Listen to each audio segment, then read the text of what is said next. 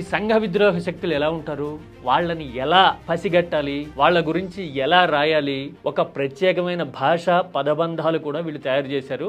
అవేంటో డీటెయిల్ గా చూద్దాం. రాజకీయాల్లో ఏ పార్టీ వాళ్ళనైనా కార్యకర్తలు అంటారు కదా, టీడీపీ వాళ్ళనైతే తమ్ముళ్ళు అనాలి. అదే వైసీపీ కార్యకర్తలనైతే గనక మూకలు అనాలని ఈనాడు, ఆంధ్రజ్యోతి రాతలను బట్టి మనకు అర్థమవుతుంది. ఆ తర్వాత చంద్రబాబు ఏదైనా ఒక పథకానికి ప్రారంభం చేస్తే గనక అది దేశ చరిత్రలోనే కని విని ఎరగని సంక్షేమ శకం అని రాయాలి. అదే జగన్ ఒక పథకం ఇస్తే గనక సోమరిపోతులను తయారు చేసినట్టు, రాష్ట్రం శ్రీలంక అయిపోతున్నట్టు అని రాయాలి. Yes, there is a clear cut difference in between these two lines. ఆ తర్వాత రాష్ట్రాన్ని ఆర్థికంగా గాడిన పెట్టడానికి, అభివృద్ధి చేయడానికి చంద్రబాబు అయితే అహర్నిశలు కష్టపడతారు అని రాయాలి.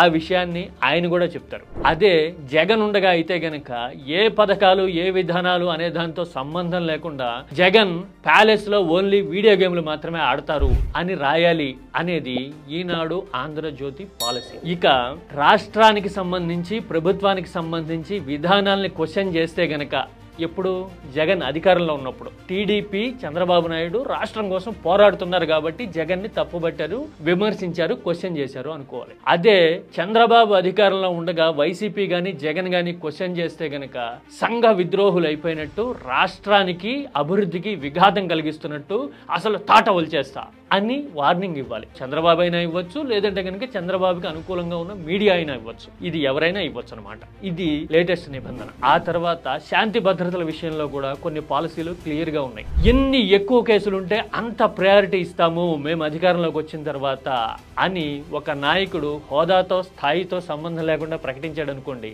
అది హీరోయిజంగా ఎలివేట్ చేయాలి. ఎప్పుడు టీడీపీ విపక్షంలో ఉన్నప్పుడు. అదే ఎవరినైనా పరామర్శించిన, రైతుల దగ్గరికి వెళ్ళినా వాళ్ళందరూ గీత దాటినట్టు, లా అండ్ ఆర్డర్ క్రియేట్ చేసినట్టు అని పిక్చరైజ్ చేయాలి.